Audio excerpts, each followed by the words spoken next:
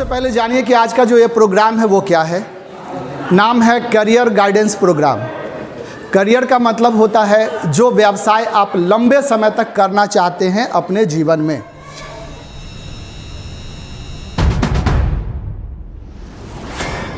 कि सब्जेक्ट कौन सा लेना चाहिए 10वीं करने के बाद, किस किस प्रश्न पर हम बात करेंगे। सबसे पहला प्रश्न जो आप देख रहे होंगे यहाँ पर कि 10वीं के बाद विषय चुनने में क्या ध्यान रखना चाहिए, कि कौन सा विषय होता है सबसे अच्छा, किस विषय में जल्दी नौकरी लगती है। फिर हम इस सवाल पर बात करेंगे कि कौन सा विषय है सबसे ज़्यादा आसान, कि किस विषय में बिना पढ़े भी पास हो सकते हैं। क्या बात है, एकदम लॉलीपॉप है।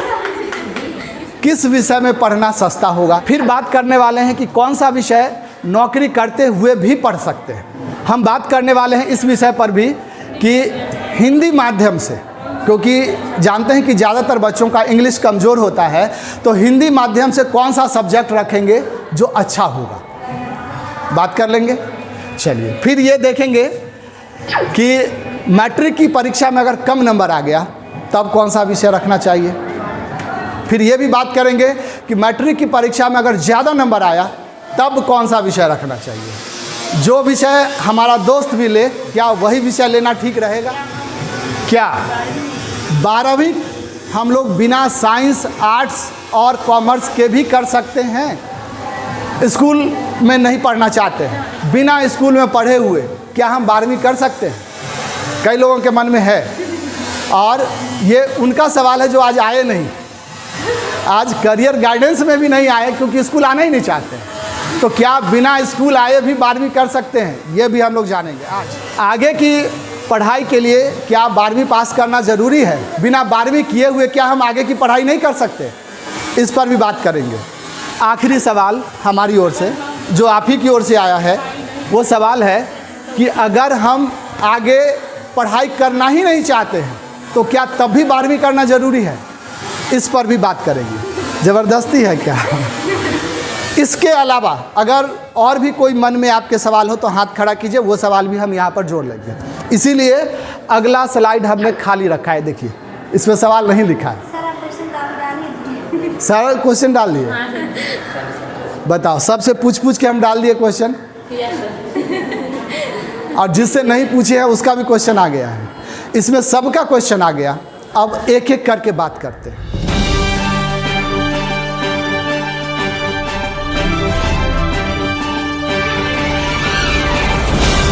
करियर गाइडेंस प्रोग्राम 10वीं के बाद कौन सा विषय चुने, इसमें आपका एक बार फिर से स्वागत है। पहला जो प्रश्न है कि 10वीं के बाद कौन सा विषय चुने, ये एक बड़ा प्रश्न है।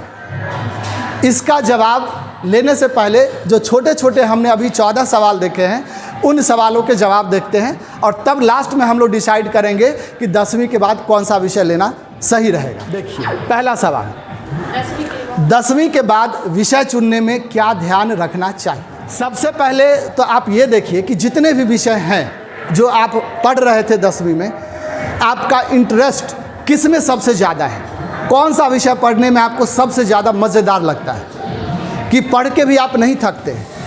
ऐसा नहीं कि पढ़ना पड़ता है, ऐसा नहीं होता है। जिस विषय को आपको पढ़ने में बहुत मन लगे, मज़ेदार लगे जो सब्जेक्ट, वो रखना चाहिए। लेकिन सिर्फ इसी आधार पर नहीं कि खाली पढ़ने में मन लग रहा है इसीलिए हम रख लें, ऐसा भी नहीं। और भी बातों का ध्यान रखना है कि आगे जो आप करना चाहते हैं,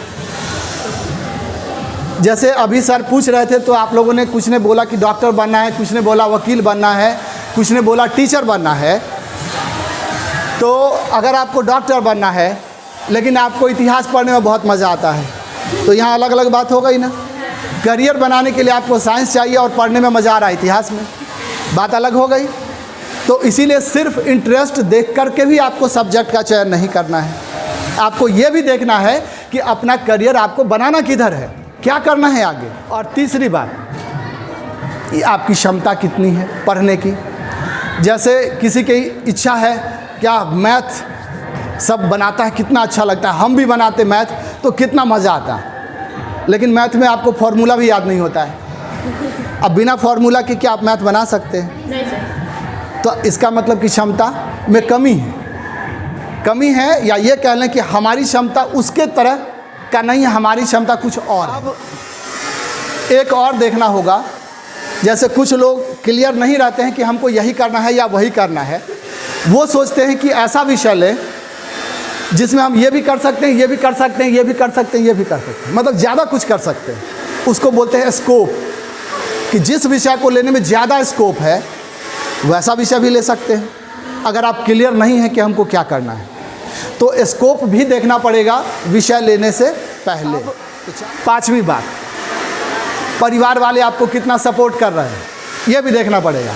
हो सकता है कि परिवार वाले पैसा देने के लिए तैयार हैं, लेकिन आपको बाहर भेजने के लिए तैयार नहीं, कह रहे हैं कि नहीं, बाहर तो हम नहीं भेजेंगे।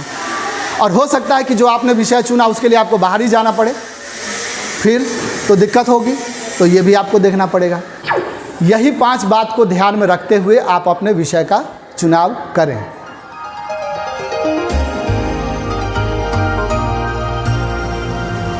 जितना ज़रूरी है विषय को चुनाव करने में ध्यान रखना, उतना ही ज़रूरी है कि विषय को चुनाव करने से पहले क्या क्या ना करें। जल्दबाजी बिल्कुल भी नहीं करना है। जल्दबाजी कि हमको साइंस ही रखना है, नहीं जल्दबाजी करना है कि कॉमर्स ही रखना है या आर्ट्स ही रखना है, इसकी कोई जल्दबाजी नहीं। कभी भी ये सोचकर विषय ना चुनें कि अधिक पैसा जिसमें मिलेगा वो विषय रखें, ये सोच के नहीं। शुरू में आप सोच लेंगे कि हाँ ये विषय रखेंगे, बहुत पैसा मिलेगा। जैसे हमारे ज़माने में, उस समय नौकरी नहीं हुई थी, लेकिन कॉल सेंटर में बहुत ज़्यादा पैसा मिलता था और उसमें इंग्लिश आनी चाहिए। मेरी इंग्लिश उस समय ठीक नहीं थी, दिल्ली में था, लेकिन ये लगता था कि काश मैं भी इंग्लिश बोल पाता तो कॉल सेंटर में नौकरी लग जाती और खूब पैसा मिलता था उस समय। लेकिन अगर मैं वो नौकरी कर लेता तो फिर बाद में पछताता। क्यों? क्योंकि वो नौकरी जो है मेरे स्वभाव के हिसाब से सही नहीं थी। तो फिर क्या होता, कुछ दिन के बाद या तो मैं नौकरी छोड़ता और नहीं तो मजबूरी में नौकरी करता, ठीक से नौकरी नहीं कर पाता, फिर मैं तनाव में रहता। तो इसलिए कभी भी ये ध्यान में रख के सब्जेक्ट ना चुने कि जिस विषय को रखने से हमको ज़्यादा पैसा मिलेगा। समझिए, सिर्फ परिवार के दबाव में आकर के सब्जेक्ट लेना। परिवार वाले बोलते क्यों आर्ट्स ले रहे हो, हम खर्चा करने के लिए तैयार हैं, साइंस लो। हम बाहर भी भेजने के लिए तैयार हैं, साइंस ले लो। आर्ट्स को कोई पूछता है? नहीं पूछता है, साइंस लो। आपने साइंस रख लिया, उसके बाद आपको पढ़ने में मन ही नहीं लग रहा है, परीक्षा हो रही है तो पास भी नहीं कर पा रहे, तो क्या वैसे में साइंस लेना ठीक रहा? नहीं रहा। तो इसलिए दबाव में आकर के सब्जेक्ट लेना भी उचित नहीं होता है। क्या है, ये स्वाभाविक प्रक्रिया है कि अगर मैं आईएएस बनना चाहता था और मैं नहीं बन पाया तो मैं चाहूँगा कि मेरे बेटे या बेटी आईएएस बन जाए। अगर मैं डॉक्टर बनना चाहता था, नहीं बन पाया, तो मैं चाहूँगा कि मेरे बेटे या और बेटी डॉक्टर बन जाए। और ऐसा ज़्यादातर लोगों में होता है, पढ़े लिखे लोगों में भी होता है। तो आपके भी गार्जियन में होगा। हर किसी के गार्जियन चाहते हैं कि हमारा बेटा ये करे, हमारी बेटी ये करे। Yes sir. लेकिन ये सही नहीं है। गार्जियन क्या चाहते हैं उस हिसाब से नहीं होना चाहिए, होना चाहिए आपके हिसाब से। लेकिन आपके हिसाब से भी तब होना चाहिए जब आप खुद समझ रहे हैं तब। ये नहीं कि आपको खुद ही नहीं पता है और फिर कह रहे नहीं हम वही करेंगे जो हम चाहते हैं। नहीं, इसीलिए मैंने बोला कि जल्दबाजी नहीं करना है। आप पूरी तरह पहले सभी बातों को समझिए। हाँ, फिर परिवार के बाद दोस्त का रोल तो बहुत अहम होता है। जो दोस्त करेगा वही करेंगे। क्या, कौन है दोस्त आपका इधर? तो ये जो सब्जेक्ट लेगी वही लेना है, लेकिन ये आपके लिए ख़तरनाक हो सकता है तब जब उस सब्जेक्ट में आपका इंटरेस्ट नहीं है। आपका इंटरेस्ट नहीं है, आपने सब्जेक्ट रख लिया, फिर बाद में आपका पछतावा होगा।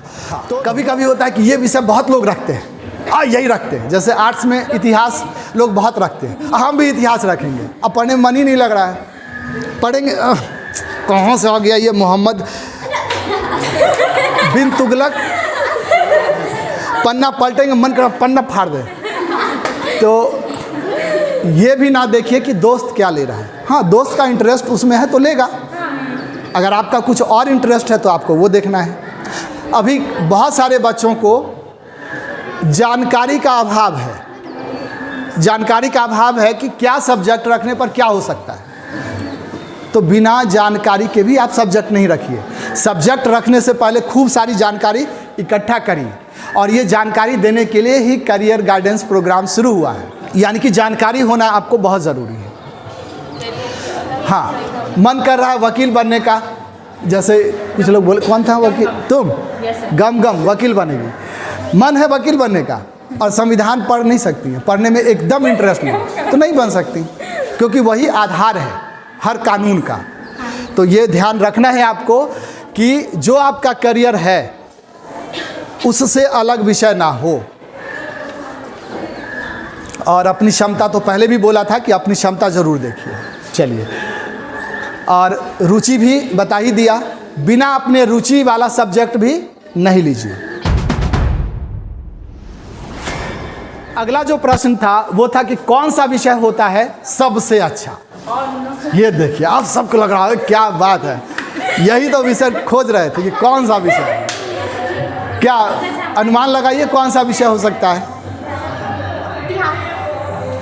इतिहास। अच्छा चलो, मुस्कान को लग रहा है इतिहास, और किसी को? भूगोल, और साइंस, और क्या सर? कृषि। कृषि, अच्छा, तो ये सब विषय अच्छे हैं। पीछे अविनाश बोला भूगोल, और इतिहास इधर कौन बोला था? मुस्कान। विज्ञान बोली थी। तो देखो अविनाश बता तो रहा है कि भूगोल सबसे अच्छा होता है। जिसको अपना रुचि वो बोलेंगे। तो अब आपके देखिए खुद से सवाल का जवाब मिल रहा होगा कि ऐसा नहीं है कि कोई एक सब्जेक्ट ऐसा हो जो सबके लिए अच्छा हो। नहीं हो सकता है? नहीं, कोई एक विषय सबके लिए अच्छा हो ही नहीं सकता। सबके लिए अलग अलग विषय अच्छा होता है, ये ध्यान रखना है। फिर आपके लिए कौन सा विषय अच्छा होगा? जिस विषय में आपकी रुचि है। रुचि है मतलब पढ़ने में अच्छा लगता है, इंटरेस्ट है। हाँ, और आपके लिए जो आपके करियर के अनुरूप है, जो आप बनना चाहते हैं, करना चाहते हैं, उससे संबंधित विषय है, तो वो आपके लिए अच्छा है। और आपकी क्षमता के अनुसार है, मतलब आप खुद भी पढ़ सकते हैं और आपके परिवार वाले भी आपको सपोर्ट कर सकते हैं। फिर खराब विषय कौन सा है? ठीक, इसका उल्टा। जो अच्छा है वो आप जब समझ गए तो जो अच्छा नहीं है वो भी समझ जाएंगे। जिसमें रुचि नहीं है वो सब्जेक्ट अच्छा नहीं है। अविनाश को भूगोल अच्छा लगता है, लेकिन गम गम को नहीं अच्छा लगता है, तो गम गम के लिए कभी भूगोल अच्छा नहीं होगा, लेकिन अविनाश के लिए अच्छा होगा क्योंकि उसका इंटरेस्ट है। तो ये भी आप समझ गए कि जिसमें आपका इंटरेस्ट नहीं है, जो आपके करियर के अनुसार नहीं है, और जिसमें आपकी क्षमता नहीं है, वो आपके लिए विषय सही नहीं है। अब तीसरे प्रश्न पर बात करते हैं। तीसरा प्रश्न है कि 10वीं के बाद किस विषय में जल्दी नौकरी लगती है? ये भी बहुत मज़ेदार सवाल है। आप लोग का तो मन कर रहा होगा यहाँ से निकले और नौकरी लग जाए। क्या लग रहा है ना, यहाँ से निकलते ही नौकरी लग जाए।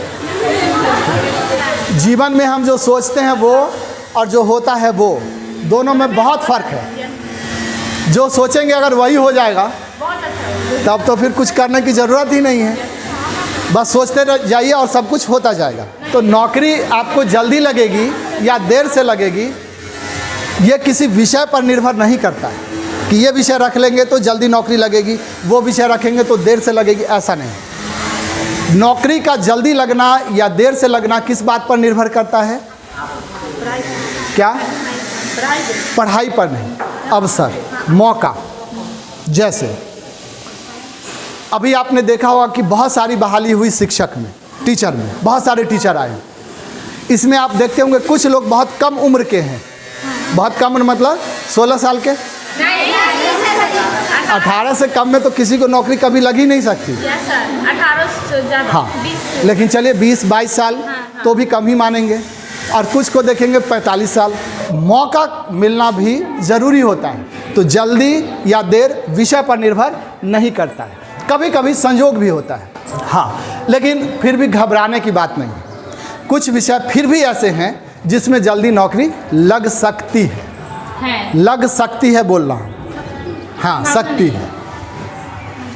तो कौन से ऐसे विषय हैं जिसमें जल्दी नौकरी लग सकती है? तो वैसे विषय को बोलते हैं टेक्निकल विषय, तकनीकी विषय। आम विषय जो आप पढ़ रहे हैं, इतिहास, भूगोल, ये तकनीकी विषय नहीं, इनको शैक्षणिक विषय बोलते हैं। फिजिक्स, केमिस्ट्री, बायोलॉजी, ये सब आप पढ़ रहे हैं, ये शैक्षणिक विषय है। लेकिन तकनीकी विषय अगर आप पढ़ते हैं या कोर्स करते हैं तो उसमें आपको जल्दी नौकरी लग सकती है। कारण क्या होता है कि ऐसे कोर्स बहुत कम लोग करते हैं और सामान्य जो विषय होते हैं वो ज़्यादातर लोग पढ़ते हैं। अभी आप ही के स्कूल में इतने बच्चे हैं तो आप देख लीजिएगा कि ज़्यादातर बच्चे सामान्य विषय लेंगे, बहुत कम बच्चे होंगे, 10% से भी कम बच्चे होंगे जो तकनीकी कोर्स करेंगे। तो उनमें कंपटीशन कम होगा तो उनको जल्दी नौकरी लगेगी, ये बात होती है। उसी में एक वोकेशनल कोर्स भी होता है। वोकेशनल कोर्स का मतलब ऐसा कोर्स जिसको करने के बाद नौकरी ही लगती है। मतलब ये कि 12वीं करने के बाद आप क्या करेंगे, बीए करेंगे या बीएससी करेंगे, बीकॉम करेंगे, यही ना 12वीं करने के बाद। लेकिन वोकेशनल कोर्स कुछ ऐसा कोर्स होगा जिसको करने के बाद सीधा आप काम करेंगे।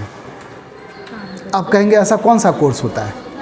तो 1-2 कोर्स नहीं है, हजारों कोर्स हैं ऐसे, हजारों कोर्स। तो हजारों कोर्स को अभी बता पाना संभव नहीं है क्योंकि हम लोग विषय पे बात कर रहे हैं। लेकिन कुछ कोर्स आपको अभी मैं बता देता हूँ ताकि आपकी सोच क्लियर हो जाए कि ऐसा भी होता है। देखिए कौन कौन सा टेक्निकल कोर्स है। पॉलिटेक्निक, आप में से 10वीं के बाद कुछ लोग 12वीं में एडमिशन लेना पसंद करेंगे, कुछ लोग पॉलिटेक्निक की परीक्षा देके पॉलिटेक्निक में एडमिशन लेंगे। पॉलिटेक्निक के अलावा पैरामेडिकल कोर्स, ये क्या होता है? मेडिकल में पैरा लग गया मतलब आधा मेडिकल। जैसे मेडिकल में आप लोग जानते हैं डॉक्टर है तो मेडिकल कोर्स करते हैं, लेकिन डॉक्टर से छोटे भी कुछ लोग होते हैं, उनसे भी छोटे छोटे होते हैं जो उनकी सहायता करते हैं, वो लोग पैरामेडिकल करते हैं। तो पैरामेडिकल करके तुरंत वो, जैसे एक्सरे वाला देखा होगा, एक्सरे कर रहा है और अल्ट्रासाउंड करता है, कोई जांच कर रहा, जांच घर है, वो लोग पैरामेडिकल कोर्स करते हैं और वो कोर्स करने के बाद उसको शुरू कर सकते हैं। तीसरा है कंप्यूटर, हार्डवेयर और नेटवर्किंग का कोर्स। फिर डिजिटल मार्केटिंग, आजकल डिजिटल मार्केटिंग का दौर है। आप लोग देखते होंगे कि कोई जो प्रचार प्रसार, जैसे ही आप मोबाइल खोलेंगे तो आप देखना कुछ चाहते हैं लेकिन आप कुछ और जाता है, प्रचार आता रहता है, उसको मार्केटिंग बोलते हैं। जो प्रचार होता है उसको मार्केटिंग बोलते हैं। और डिजिटल मार्केटिंग बोलते हैं जो आपको मोबाइल में दिखता है या लैपटॉप पर दिखे, कंप्यूटर पर दिखे, उसको या टीवी में भी दिखे, तो डिजिटल मार्केटिंग बोलते हैं। हाँ, अभी बुद्धन सर बताए थे आप लोगों को, ITI बोले थे, ITI भी कर सकते हैं आप 10वीं के बाद। उसके अलावा फाइन आर्ट्स है, डिटेल से हम लोग बात करेंगे बाद में, तो इसका भी कोर्स होता है। म्यूज़िक, जिसको गाना बजाना पसंद है तो आप म्यूज़िक का कोर्स करिए 10वीं के बाद। क्यों इंतज़ार करेंगे बीए करने का 5 साल, 2 साल 12वीं और 3 साल ग्रेजुएशन करने में, क्यों इंतज़ार करेंगे? डायरेक्ट आप म्यूज़िक का कोर्स करिए और नौकरी करिए। लेकिन हमेशा कह रहा हूँ कि संभावना, ये नहीं कि किया म्यूजिक और एकदम नौकरी रखी हुई है, तबला बजा के निकले और नौकरी मिल गई, ऐसा नहीं है। फिजिकल एजुकेशन, फिजिकल एजुकेशन क्या होता है? फिजिकल का मतलब ये जो शरीर है हमारा बाहरी, वो इसके बारे में ज्ञान। फिजिकल एजुकेशन का भी कोर्स होता है और स्कूलों में फिजिकल टीचर होते हैं, यहाँ नहीं है और बहुत जगह नहीं है। जो PT वगैरह कराते हैं आपने सुना होगा, अलग से टीचर होते थे, पहले रहते थे, हो सकता है बाद में यहाँ भी आए, तो उसका भी कोर्स होता है। तो आप वो भी अगर कर लेंगे तो जल्दी आप नौकरी पा सकते हैं।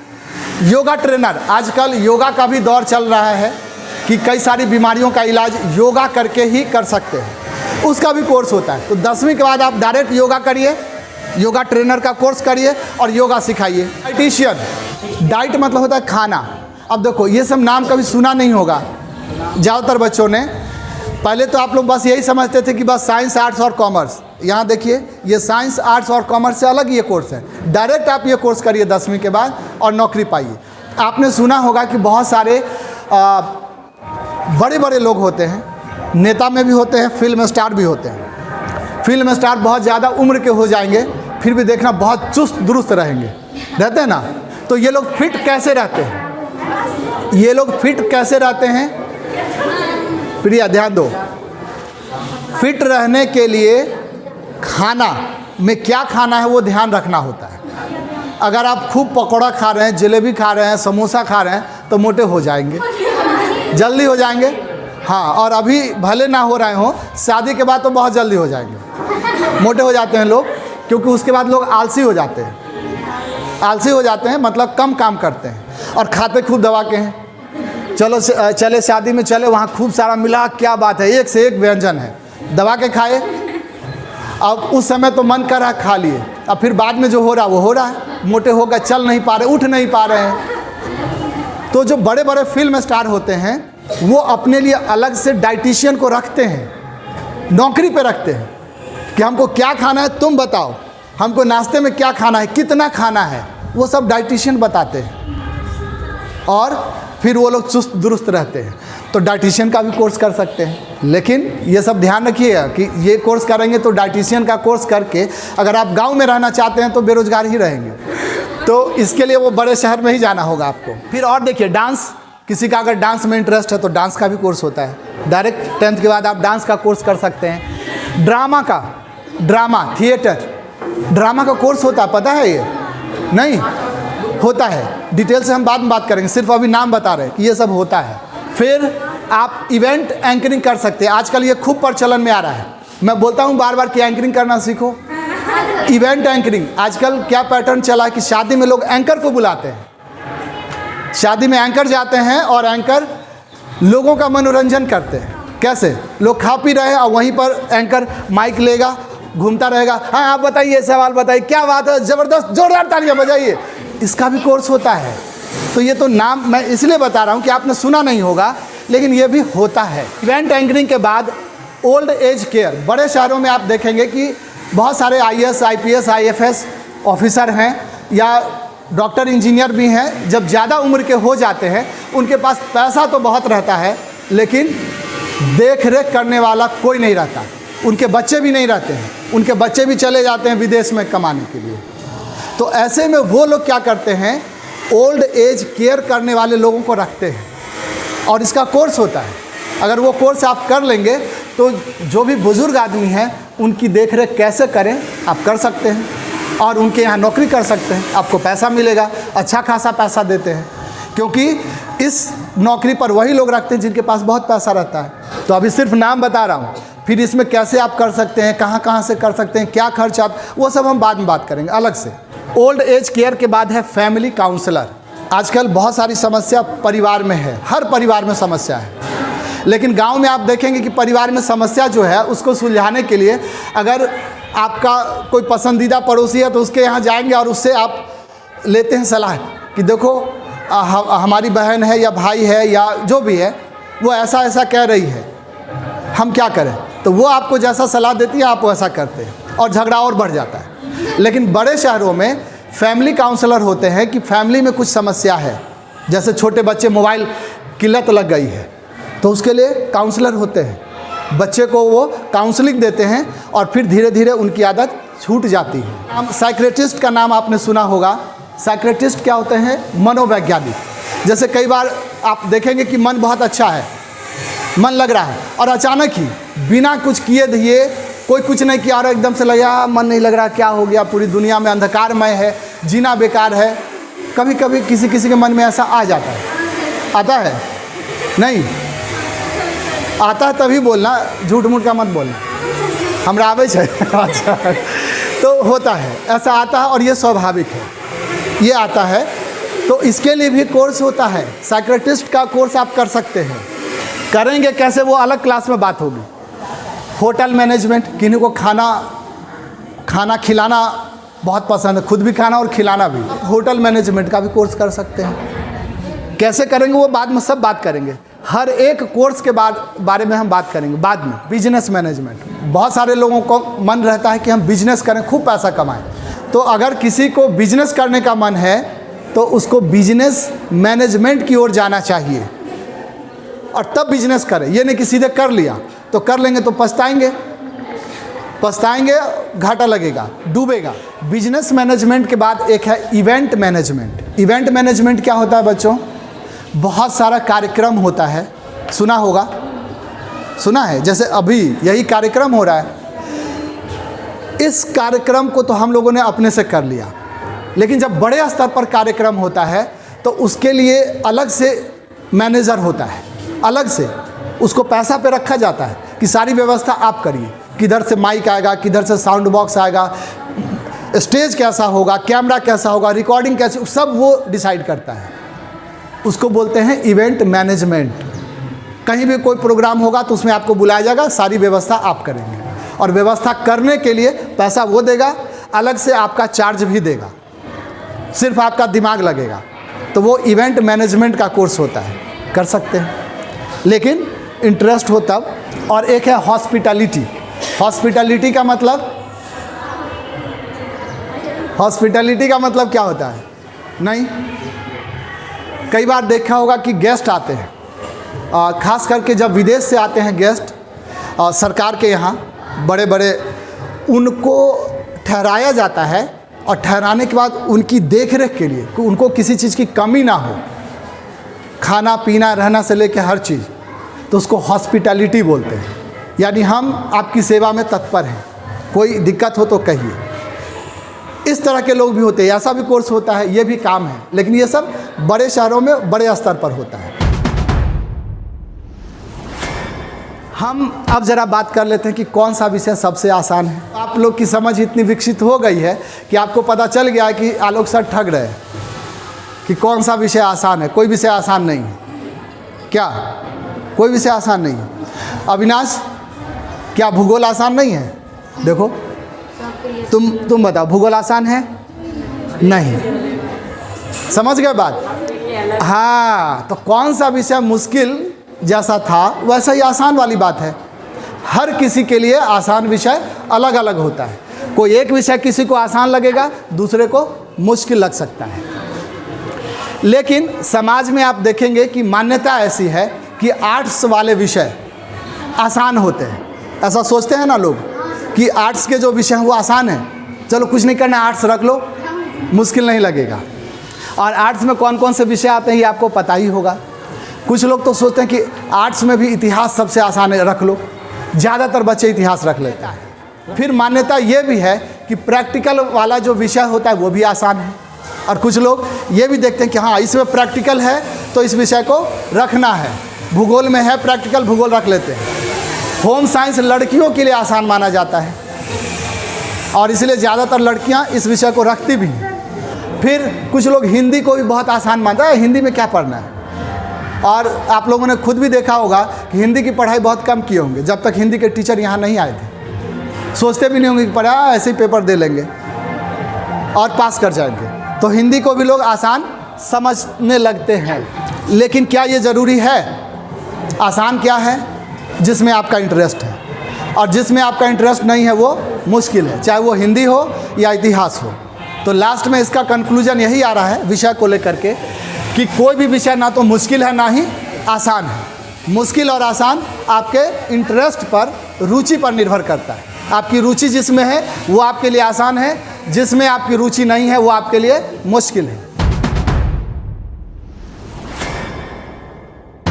कि किस विषय में बिना पढ़े भी पास हो सकते हैं, ये बहुत अच्छा सवाल है। ये लोग ढूंढते रहते हैं। इंग्लिश जान लो, तुम लोग लिख लो इंग्लिश। 9th वाले देखो, 11वीं वाले तुम लोग को सलाह दे रहे हैं इंग्लिश में बिना पढ़े। सही सलाह दे रही हो उसे, इंग्लिश में बिना पढ़े पास कर जाएंगे। देखो, इंग्लिश में बिना पढ़े पास नहीं कर जाते। कौन बोला था? कोई तो बोला इधर से, रुकमणी बोली है। हाँ, ऐसा आइडिया इसी के पास रहता है। बच्चों, ये आप जान लीजिए कि किसी भी विषय में बिना पढ़े पास नहीं कर सकते। ये ख्याल अगर आ रहा है दूर दूर तक भी तो मन से निकाल दीजिए। हाँ, लेकिन ये बात है कि जिस विषय में आपकी रुचि है उसमें कम पढ़ के भी पास कर लेंगे। तो इसीलिए रुचि पर ज़रूर ध्यान दीजिए। किस विषय में पढ़ना सस्ता होगा? तो ये सच है कि आर्ट्स विषय सस्ता पड़ता है। आर्ट्स विषय में अगर पढ़ेंगे तो आपको सस्ता पड़ेगा, खर्च कम पड़ेगा। कारण क्या है कि इसमें किसी स्पेशल टीचर की ज़रूरत नहीं होती। जैसे आपने देखा होगा कि साइंस में फिजिक्स वाले टीचर ही फिजिक्स पढ़ा सकते हैं बढ़िया, बायोलॉजी वाले नहीं पढ़ा सकते। बायोलॉजी वाले बायोलॉजी पढ़ा सकते हैं अच्छा, फिजिक्स नहीं पढ़ा सकते हैं अच्छा। लेकिन आर्ट्स में देखेंगे, अब देखो मैं इतिहास का टीचर भूगोल भी पढ़ा लेता हूँ, ठीक है, मैम समाजशास्त्र से हैं, गृह विज्ञान भी पढ़ा लेती हैं। तो आर्ट्स में ये होता है। और टीचर तो छोड़िए, अगर आप जागरूक छात्र या छात्रा हैं तो खुद से भी पढ़ ले सकते हैं। यानी अगर आपकी हिंदी ठीक है और अच्छी किताब मिल गई तो आप खुद से भी पढ़ ले सकते हैं, तो खर्च कम होगा। अगर घर का माहौल ठीक है तो बिना स्कूल गए भी पढ़ सकते हैं, घर में बैठ के भी, और बहुत सारे लोग पढ़ते भी हैं। अभी मैं स्कूल लाइफ की बात नहीं कर रहा हूँ, इसके आगे की बात कह रहा हूँ। ये मत सोचना कि ठीक है घर बैठे पढ़ेंगे अब स्कूल तो आना है अगर एडमिशन लिया है तो। हाँ, और आर्ट्स का एक फ़ायदा ये भी है कि जनरल कंपटीशन का मतलब ये हुआ कि ज़्यादातर कंपटीशन नौकरियों के लिए जो होती है उसकी तैयारी में भी आर्ट्स विषय सहायक होते हैं। ज़्यादातर प्रश्न आर्ट्स विषय से ही पूछे जाते हैं। अब ये मैं नहीं कह रहा हूँ कि तुम आर्ट्स रख लो, सवाल ये था कि सस्ता क्या होता है, तो वो मैंने बताया कि आर्ट्स विषय से पढ़ाई करना सस्ता होता है और इसके लिए अलग से कोई कोर्स करने की ज़रूरत नहीं है। अगर आप साइंस ले रहे हैं तो उसमें पैरामेडिकल कीजिए या मेडिकल कीजिए, इंजीनियरिंग कीजिए, है ना स्पेशल कोर्स। आर्ट्स विषय के लिए कोई कोर्स नहीं है। आईएएस बनना है आपको, कोई कोर्स नहीं है, खुद से तैयारी करो, पास कर जाओ तो बन जाओ कलेक्टर साहब, डीएम साहब बन जाइए, आप बीडीओ साहब बन जाइए, एसडीएम, खुद से पढ़ के, कोई कोर्स करने की ज़रूरत नहीं है। जैसे कुछ लोगों के मन में था ना कि टीचर बनना है, तो टीचर बनने के लिए कोर्स की ज़रूरत है। सर बता भी रहे थे ना, एसटीटी पास करना होगा बीएड करने के बाद, एक तो बीएड करना होगा, एसटीटी भी करना होगा, अब फिर से एग्ज़ाम देना होगा बीपीएससी का, तब करेंगे। लेकिन अगर आप जनरल कंपटीशन की तैयारी करते हैं तो कुछ नहीं कोर्स करना है, डायरेक्ट उस परीक्षा को पास करिए और नौकरी। तो ये फ़ायदा भी है कि कौन सा विषय नौकरी करते हुए भी ले सकते हैं। ऐसा माना जाता है कि आर्ट्स विषय में ये सुविधा मिलेगी कि आर्ट्स विषय से अगर हम पढ़ेंगे तो नौकरी भी कर लेंगे और पढ़ाई भी कर लेंगे, मेहनत कम करना पड़ेगा, ऐसा माना जाता है। क्या मानना ये सही है? ज़रूरी नहीं। जिस विषय में आपकी रुचि है, आर्ट्स विषय में, आप बिना स्कूल आए हुए डिस्टेंस मोड का नाम सुना है? नहीं सुना है। ओपन स्कूल सुना है नाम? नहीं। ओपन मतलब क्या होता है? बंद, खुला हुआ। देखो ये होता है कि अंदर से एकदम जाग गया, क्या ज्ञान। जब मैं गलत बोला तो एकदम ज्ञान जाग गया ना? नहीं। ओपन मतलब क्या होता है? खुला हुआ। बिल्कुल सही सोचा, ओपन मतलब खुला हुआ ही होता है।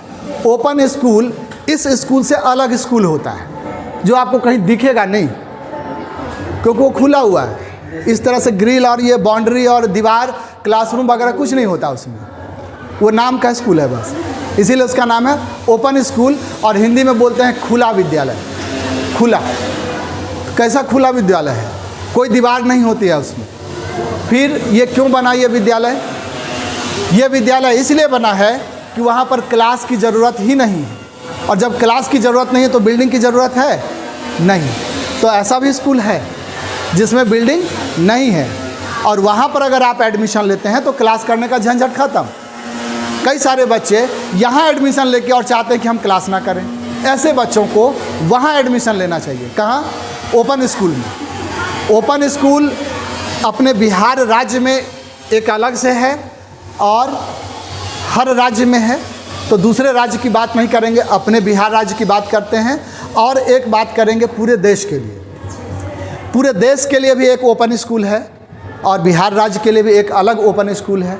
उसमें अगर आप एडमिशन लेते हैं तो आपको क्लास करने नहीं जाना पड़ेगा, वहाँ से भी आप 12वीं कर सकते हैं, 10वीं भी कर सकते हैं।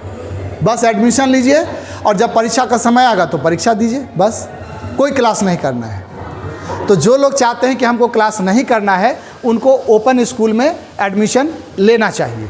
आगे भी जो लोग पढ़ाई करना चाहते हैं 12वीं के बाद, उनके लिए ओपन यूनिवर्सिटी होता है। ओपन यूनिवर्सिटी, खुला विश्वविद्यालय। उसमें भी पढ़ाई कर सकते हैं। मैंने भी 12वीं की पढ़ाई के बाद खाली खुला विश्वविद्यालय में ही पढ़ा है, तो उसमें क्लास करने की ज़रूरत नहीं थी।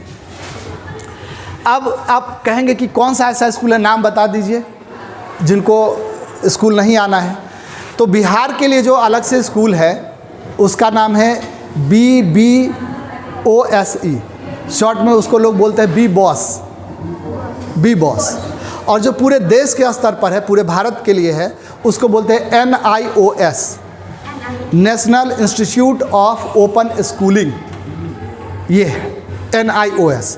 तो NIOS में भी आप चाहें तो एडमिशन ले सकते हैं, या BBOS में चाहें तो भी एडमिशन ले सकते हैं 12वीं के लिए। तब आपको क्लास नहीं करना पड़ेगा, एडमिशन लीजिए, परीक्षा दीजिए, पास करिए, सर्टिफिकेट मिल जाएगा।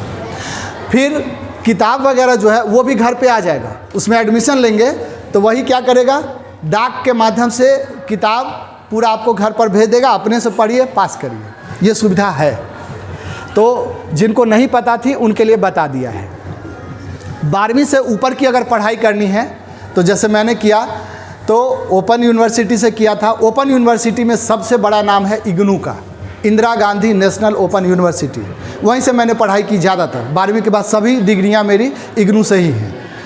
तो आप अगर 12वीं के बाद जब पढ़ाई करना चाहेंगे कि हम नौकरी भी करें और पढ़ाई भी करें तो वहाँ से कर सकते हैं, कोई दिक्कत नहीं है, क्योंकि इस क्लास करने का झंझट वहाँ नहीं होता है। तो हिंदी मीडियम से अगर पढ़ेंगे तो कौन सा विषय अच्छा होगा? तो आप जानते हैं कि हिंदी मीडियम हो या इंग्लिश मीडियम हो, विषय से इसका कोई लेना देना नहीं है। कुछ लोग कहते हैं कि साइंस तो इंग्लिश में पढ़ना चाहिए, लेकिन साइंस इंग्लिश में आप ले लिए और इंग्लिश आपकी इतनी कमज़ोर है कि आप Ram is going to market भी नहीं लिख सकते हैं, ना पढ़ सकते हैं। फिर जब ना लिख सकते हैं ना पढ़ सकते हैं तो इंग्लिश में जो किताबें होंगी फिजिक्स, केमिस्ट्री, बायोलॉजी, आप कैसे पढ़ लेंगे? और जब पढ़ेंगे नहीं तो समझेंगे नहीं तो फिर परीक्षा में लिख नहीं पाएंगे। तो फिर जब इतनी कमज़ोर हो भाषा तो फिर नहीं जाएंगे उसमें, तब हिंदी मीडियम में साइंस पढ़ेंगे।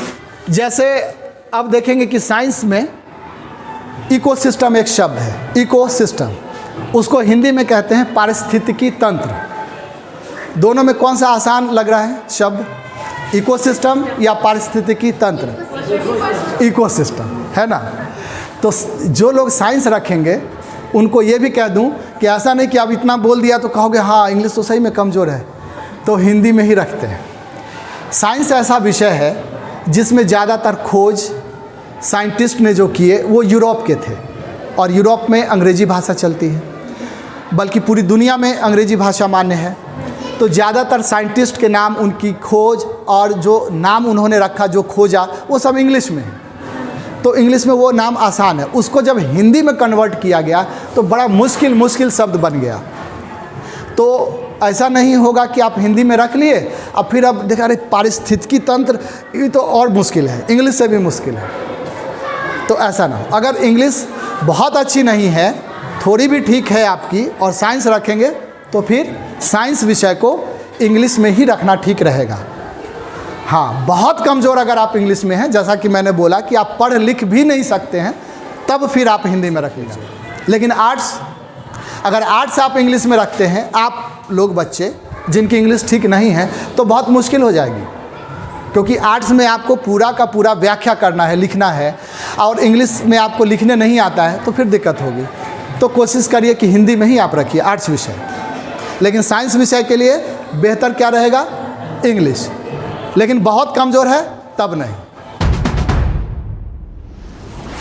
मैट्रिक परीक्षा में अगर कम नंबर आ गया, जितना उम्मीद रखें, तब क्या विषय रखें? क्योंकि ज़्यादातर लोग करते यही हैं कि बहुत अच्छा नंबर रहता है तब वो क्या रखते हैं, साइंस। कम आया तो कॉमर्स, और कम आया तो आर्ट्स। कोई पूछता नहीं है, चलो ये तो एकदम बेकार सा है, इसी को रखते हैं। तो नंबर के आधार पर जो आप सब्जेक्ट रखते हैं, ऐसा नहीं करना है।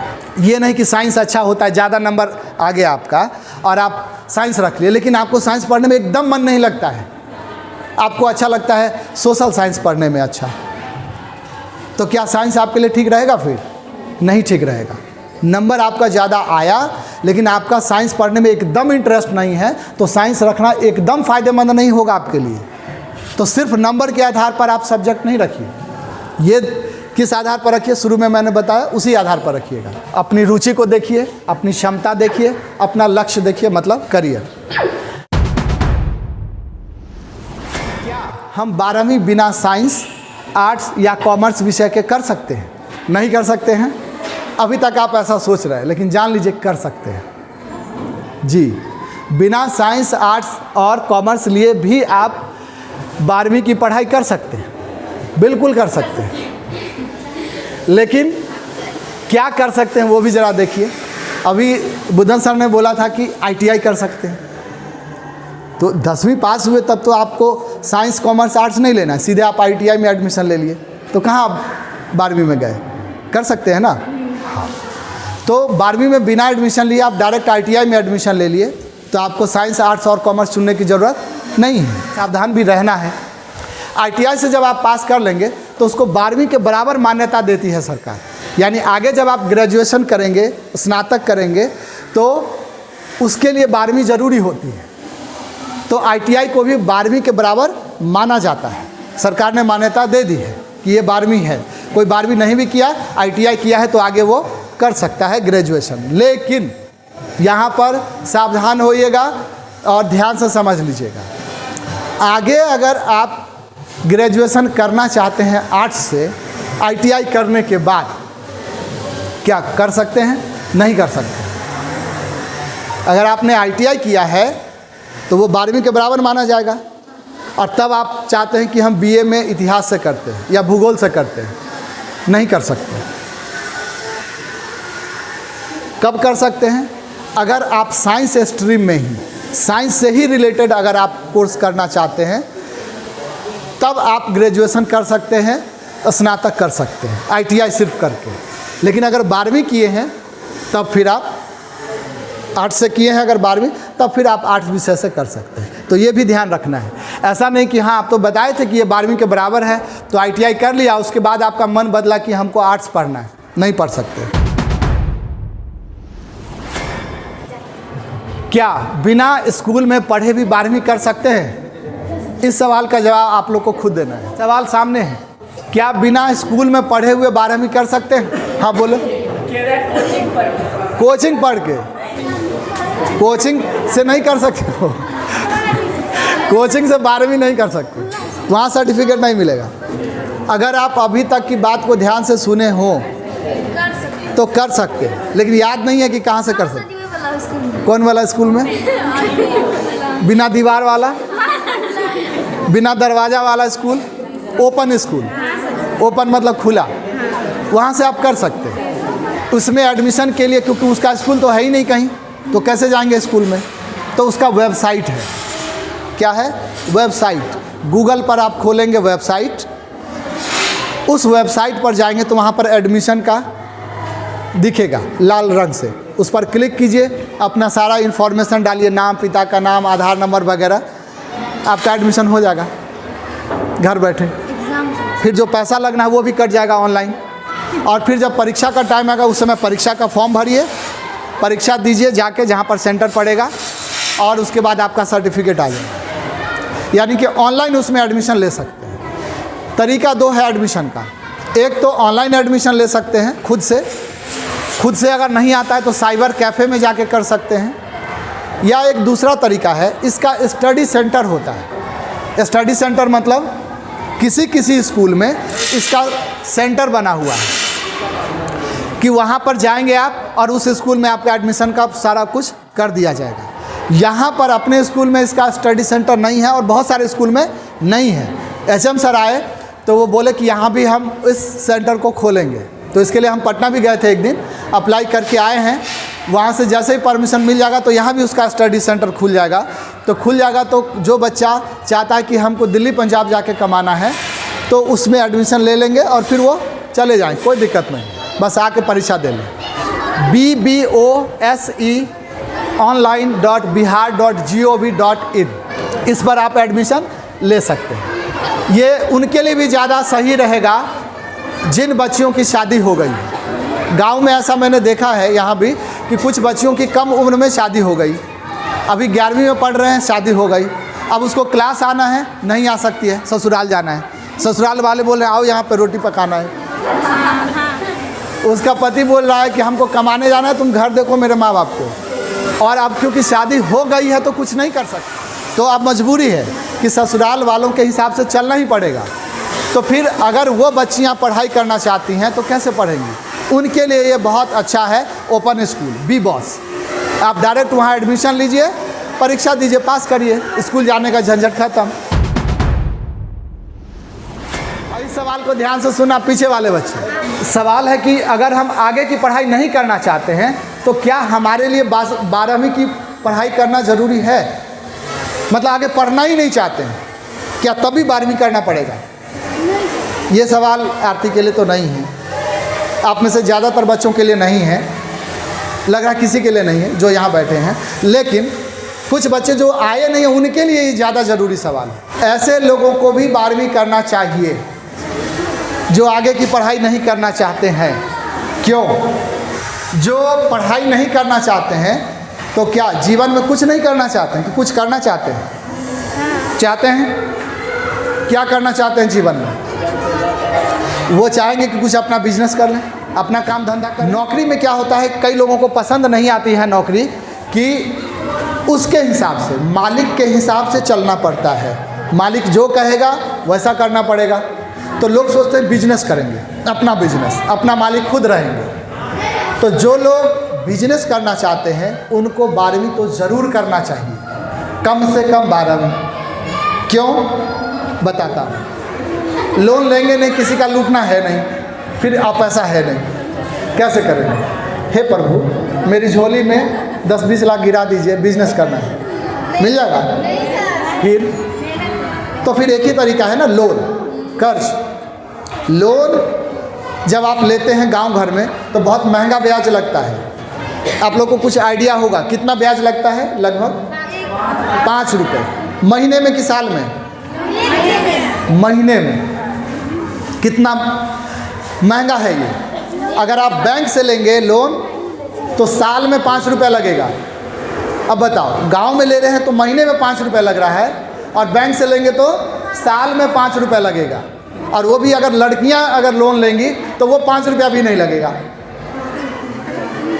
बिजनेस करने के लिए अगर लड़कियां लोन लेंगी तो वो 5 रुपया भी नहीं लगेगा, ब्याज लगेगा ही नहीं। लोन मिल सकता है 10 लाख तक बिजनेस करने के लिए। ध्यान से सुन लेना, अगर किसी को बिजनेस में जाने का मन हो या ना भी हो, तुम्हारा मित्र जाना चाहता हो, तो बिजनेस करने के लिए कितना लोन मिल सकता है? 10 लाख रुपए। अच्छी बात यह है कि 5 लाख रुपया माफ़ हो जाता है, यानी 10 लाख रुपया जो लोन मिला उसमें 5 लाख रुपया ही लौटाना है, बाकी 5 लाख रुपया माफ़ हो गया। बिजनेस सक्सेसफुल ना तो हाँ, तभी तो लौटाएंगे। लड़कियों के लिए भी लौटाना है 5 लाख, लेकिन उनको सिर्फ 5 लाख लौटाना है, ब्याज नहीं लौटाना है। लड़कों को 5 लाख रुपए का ब्याज लौटाना है और बाकी 5 लाख माफ़। फिर भी फ़ायदा है ना, बहुत फ़ायदा है। लेकिन ये लोन कब मिलेगा, कैसे मिलेगा, किस योजना के तहत मिल सकता है, वो आप जान लीजिए। बिहार में मुख्यमंत्री उद्यमी योजना है। यहाँ पर देखिए, मुख्यमंत्री उद्यमी योजना, बिजनेस करने के लिए ये योजना बनाई गई है। इस योजना के तहत मिलता है 10 लाख रुपया तक लोन मतलब ज़्यादा से ज़्यादा 10 लाख। ये नहीं कि जितने लोग अप्लाई करेंगे सबको 10 लाख। आप क्या बिजनेस करेंगे, उसमें कितना खर्च आएगा, उसके आधार पर मिलता है, लेकिन मिलता तो है। अच्छी बात है ये। इससे सस्ता और लोन क्या हो सकता है? अगर आप ये लोन लेना चाहते हैं बच्चों बिजनेस के लिए, तो आपको तभी मिलेगा जब आप कम से कम 12वीं पास हैं। तो इसलिए 12वीं पास करना सबके लिए ज़रूरी है। आगे की पढ़ाई जो नहीं करना चाहते हैं उनके लिए। तो ये हमारा था आखिरी सवाल। एक बार आप सबसे जानना चाहते हैं, क्या विषय को चुनाव से संबंधित कि 10वीं के बाद कौन सा विषय लें, इससे संबंधित अब भी आपके मन में कोई सवाल है? और अगर है तो पूछ सकते हैं। उम्मीद करते हैं कि आज जो आपको बताया गया विषय के चयन से संबंधित ये आपके काम आएगा। चलिए, इतना आपको पकाया इसके लिए और आपने सहन कर लिया, इसके लिए आपका बहुत बहुत शुक्रिया।